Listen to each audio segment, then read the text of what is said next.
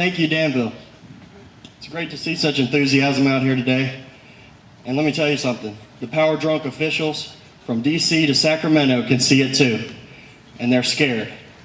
We surround them, and we're angry, and they know it.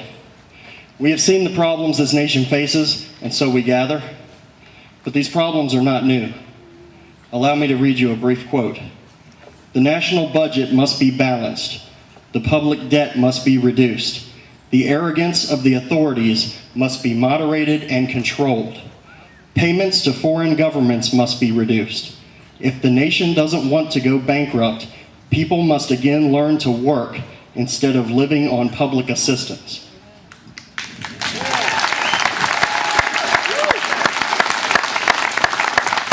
Now, those words were not spoken by one of our founding fathers.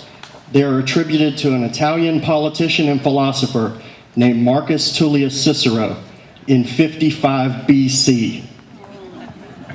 My point is, these problems we face are old ones. They have been overcome in the past countless times, just as they will be overcome here in America. We all know what these problems are, and I haven't been given nearly enough time to go down the list, so I'll spare you that. My question is this: if we know from history the solutions, why do these problems continually resurface?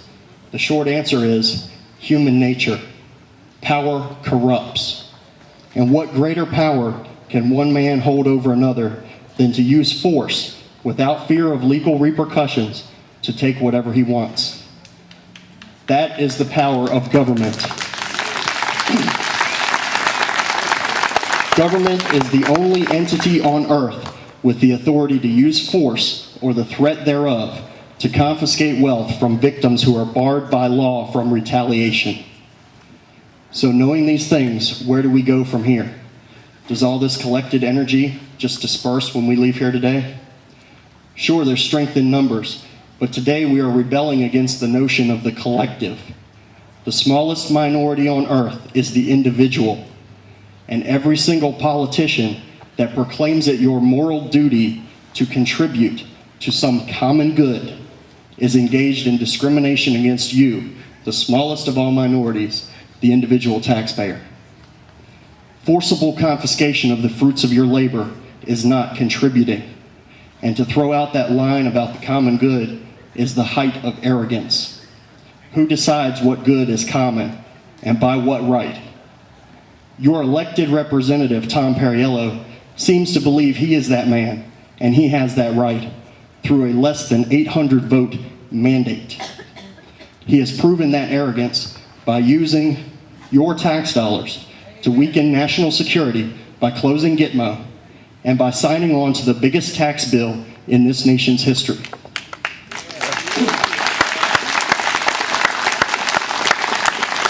And while he brazenly brags about it in the media, you will notice that although he was invited to speak here today, he will not face the people whose money he's taking. Yeah. And make no mistake, your money is just that, yours. You can decide to give it to worthy causes and help people out, but it is not your government's role to decide that for you.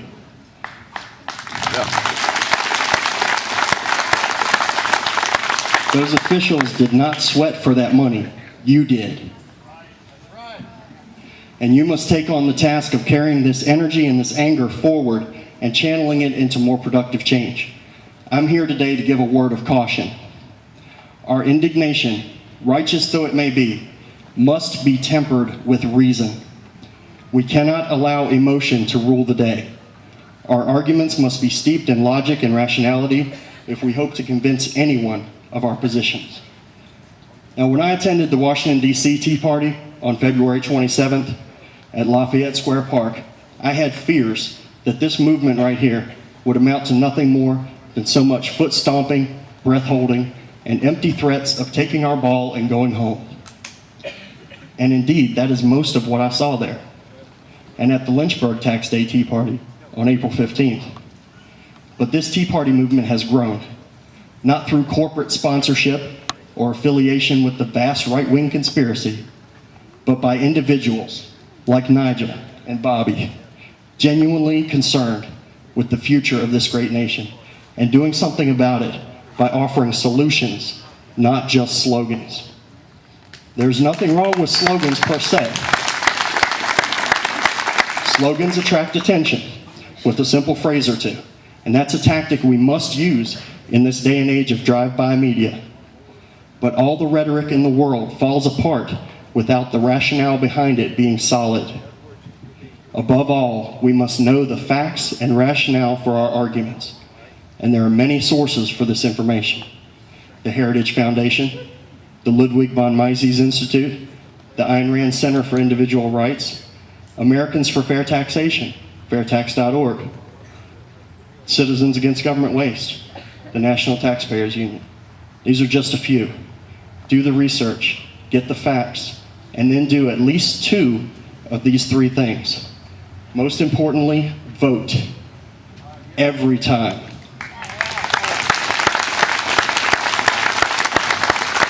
Not just for president, or Senate, or Congress. Vote for your city council, your board of supervisors, your school board. Get involved, get informed, and vote. Number 2, talk to people.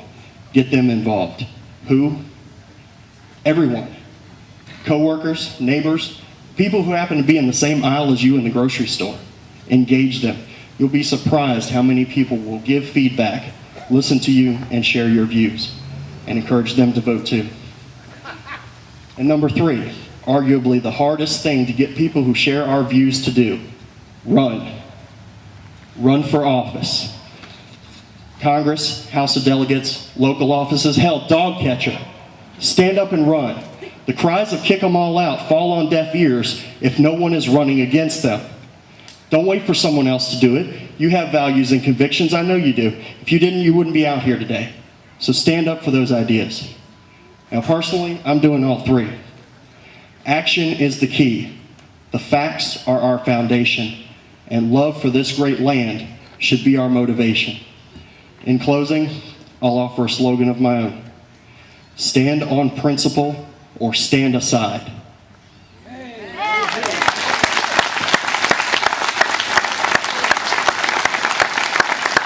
Thanks for coming out. Thanks for listening. God bless you and your families in this amazing country that we've been blessed with. And remember, keep the anger.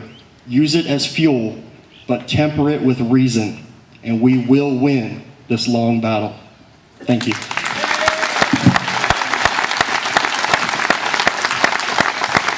All right. Thank you, Bradley. I think you've earned quite a few votes right there. Great speech today. Next, I'd like to bring